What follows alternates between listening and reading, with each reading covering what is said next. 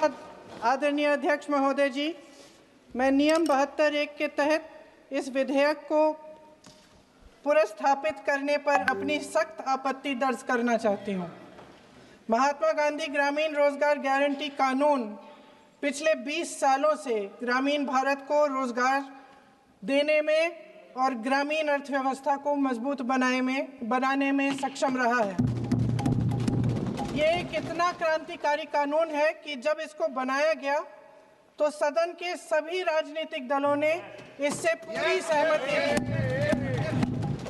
इसके द्वारा 100 दिन का रोजगार इस देश के गरीब से गरीब लोगों को मिलता है, हमारे गरीब से गरीब भाई बहनों को। हम सब जनप्रतिनिधि हैं महोदय, जब हम अपने अपने क्षेत्रों में जाते हैं, आप भी जानते हैं, दूर दूर से हमें दिख जाता है कि मनरेगा का कौन मजदूर है। सबसे गरीब होता है, चेहरे पे झुर्रियाँ होती हैं, हाथ मिलाए तो सर हाथ पत्थरों की तरह। हाँ सर, मैं कर रही हूँ, पहुँच रही हूँ, हाँ मुझे पहुँचने दीजिए। नहीं, 1 मिनट लूँगी, मुझे पहुँचने दीजिए। सर, उनके हाथ पत्थरों की तरह कठोर होते हैं क्योंकि इतनी मजदूरी करते हैं।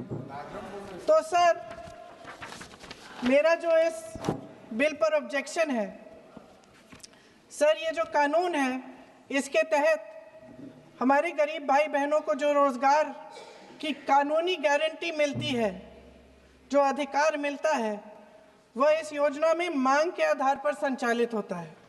मतलब जहां जहां रोजगार की मांग है वहां इस योजना द्वारा 100 दिनों का रोजगार अनिवार्य है, देना अनिवार्य है। इसके साथ साथ केंद्र से इसके लिए जो पूंजी जाती है वो भी मांग पर आधारित होती है। यानी कि इस योजना के लिए जितने पैसे जहां भेजने हैं, कितने भेजने हैं, वह जमीनी परिस्थितियों पर आधारित होता है और मांग के आधार पर निर्धारित होता है। सर, इस विधेयक की अनुसूची 1 में उपनियम 4(1) और 4(2) द्वारा केंद्र को इजाजत दी गई है कि वे पहले से ही निर्धारित कर लें कि कितनी पूंजी कहां भेजी जाएगी। इससे संविधान के 73वें संविधान संशोधन को नजरअंदाज किया जा रहा है। सर महोदय, इसके जरिए ग्राम सभाओं को इस योजना की मांग की जमीनी परिस्थितियों के आधार पर तय करने का पूरा अधिकार दिया जाता था। आज वो अधिकार कमजोर किया जा रहा है। सर, आखिर बात है, 1 मिनट, जब आप इस पे पूरी डिटेल चर्चा हो तो आप डिटेल बोलना। इस पे आपकी पार्टी शुरुआत है सर, अभी एक शुरुआत है। सर जो हमारे संविधान की जो मूल भावना है कि हर एक व्यक्ति के हाथों में शक्ति होनी चाहिए, वही मूल भावना पंचायती राज में है और उस मूल भावना के विरोध है ये जो अधिनियम जो ये विधेयक आ रहा है। सर, इस विधेयक के जो प्रबंधन है जिससे रोजगार का जो अधिकार है, कानूनी अधिकार है, वो कमजोर हो रहा है, वो हमारे संविधान के विपरीत है। सर ये हमारे इसी सदन ने ये कानून बनाया और इसी सदन ने ये अधिकार जनता को दिया है। ओके। सर, एक और है सर, महात्मा गांधी मनरेगा में 90% अनुदान केंद्र से आता था। इस विधेयक द्वारा ज्यादातर प्रदेशों में अब 60% आएगा, इसको घटाया गया है। ओके। सर, इससे प्रदेशों की अर्थव्यवस्था पर बहुत भार होगी और खास तौर से ये वे प्रदेश जिनकी अर्थव्यवस्था पहले से ही केंद्र की ओर से जीएसटी के बकाये के इंतजार में है। ओके, माननीय सदस्य। हो गया। सर, इस विधेयक द्वारा केंद्र का नियंत्रण बढ़ाया जा रहा है और जिम्मेदारी घटाई जा रही है। सर, जो 100 दिन का अधिकार आपने 125 करने की बात की है, लेकिन इसमें वेतन की बढ़ोतरी, आपकी जो मजदूरी की बढ़ोतरी है, इसकी कोई बात नहीं है। माननीय सदस्यों, सर ये सही बात है कि अभी तक जो बकाया है वो ही पूरा नहीं हुआ है। माननीय सदस्य गणों, मैं आपसे सर, आखिरी बात ये है सर कि हर योजना का नाम बदलने की जो सनक है ये समझ में नहीं आती है। सर जब जब ये किया जाता है तो सरकार केंद्र को पैसे खर्चने पड़ते हैं। माननीय सदस्यों, मैं आपसे आग्रह करता हूं, ये सर आप पोस्टर रख दे नीचे। मैं ये रख दूं? नहीं, आप पीछे वाले माननीय सदस्य, आप 72 में नियम में विरोध कर दें आप। ठीक। सर आखिरी पॉइंट है कि बिना चर्चा के, बिना इस सदन की सलाह लिए इस तरह से जल्दी में विधेयक को पास नहीं होना चाहिए। सर ये विधेयक वापस लिया जाना चाहिए। इसके बदले में सरकार को एक नया विधेयक पेश करना चाहिए। खत्म करूं? महात्मा गांधी जी मेरे परिवार के नहीं थे, लेकिन मेरे परिवार जैसे ही हैं और इस पूरे देश की यही भावना है सर। नो, सर इस पूरे देश की यही भावना है। नो, माननीय सर आखिरी बात यह है कि गहन जांच पड़ताल और व्यापक चर्चा के लिए इसे कम से कम स्थायी समिति के पास भेजा जाना चाहिए और कोई विधायक किसी की निजी महत्वाकांक्षा, सनक और पूर्वाग्रहों के आधार पर न तो पेश होना चाहिए और न ही पास होना चाहिए। धन्यवाद। माननीय सदस्यगण, मैं किसी भी माननीय सदस्य को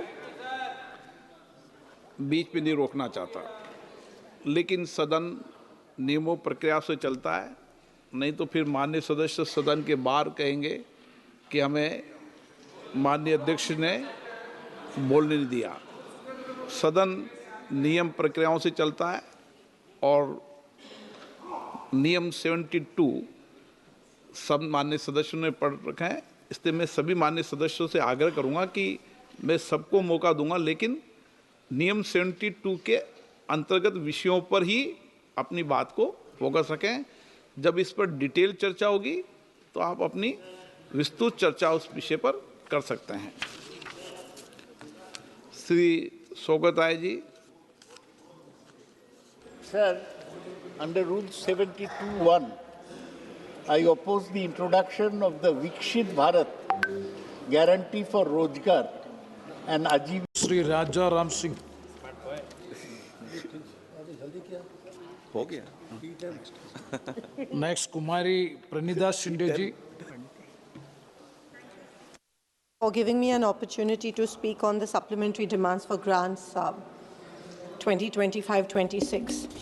मैं शुरुआत करना चाहती हूँ ये कह के कि जो सत्ता पक्ष में है वो 24/7 इलेक्शन मोड में रहते हैं और इसका हर जाना देश को भुगतना पड़ रहा है।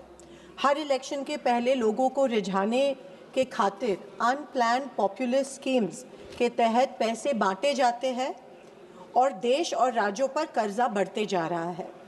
आज देश में पैदा होने वाला हर एक बच्चे के सर के ऊपर पैदा होते ही करीब 1.25 लाख रुपए का कर्ज हो जाता है।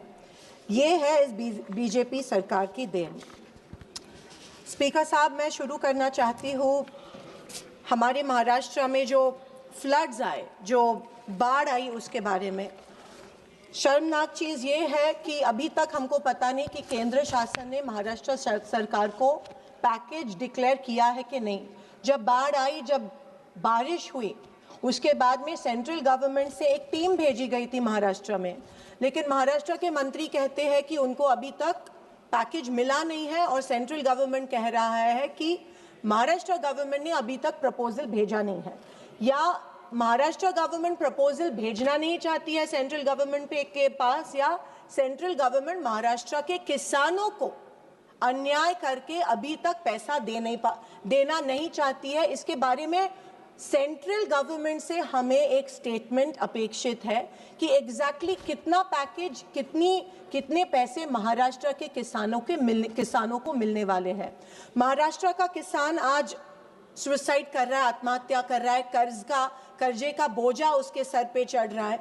हमने मांग की थी कि हर एक किसान को 50,000 रुपीस पर हेक्टेयर मिले, लेकिन जिस तरह सीएम ने पैकेज अनाउंस किया, जोक हो रहा है। महाराष्ट्र के किसान का मजाक उड़ा रहे हैं। स्पीकर महोदय, एक किसान के खाते में सिर्फ 6 रुपए जमा हुए, सिर्फ only 6 rupees were deposited in a farmers account और ऐसे शर्मनाक तरह से मजाक महाराष्ट्र के किसानों का सेंट्रल गवर्नमेंट और महाराष्ट्र गवर्नमेंट कर रही है। हमने मांगे थे 50,000 रुपए हेक्टर, वो तो नहीं मिले। फिर हमने मांगा था कि जो नदी के किनारे जो गांव है उसका पुनर्वसन होना चाहिए, वो रिहैबिलिटेट होने चाहिए, क्योंकि हर वक्त जब बाढ़ आती है तब ये पूरे के पूरे इनका जो पूरा संसार जो होता है वो उनके आंखों के सामने बह जाता है।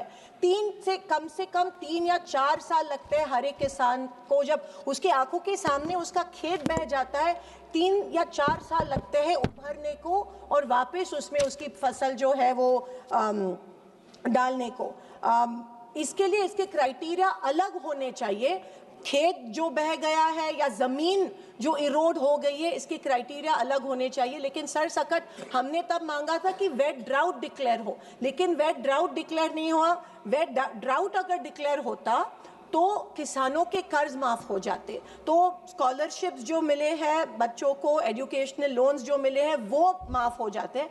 लेकिन महाराष्ट्र गवर्नमेंट ने ये किया नहीं, क्योंकि सेंट्रल गवर्नमेंट ने शायद महाराष्ट्र गवर्नमेंट को एड नहीं दी की। स्पीकर महोदय, जब अकाउंट में पैसा जमा होता है तो केवाईसी करना पड़ रहा है किसानों को। साल में 4 बार केवाईसी करना पड़ रहा है। साल में किसानों को 4 बार साबित करना पड़ रहा है कि वो मरे हुए हैं या जिंदा है। ये बहुत ही शर्मनाक चीज़ है। मैं ये मांग कर रही हूँ कि केवाईसी का जो क्राइटेरिया है, आधार लिंक का जो क्राइटेरिया है वो कट होना चाहिए, वो रद्द होना चाहिए और 4 बार साल में केवाईसी करने की ज़रूरत नहीं होनी चाहिए। स्पीकर सर, मुझे ये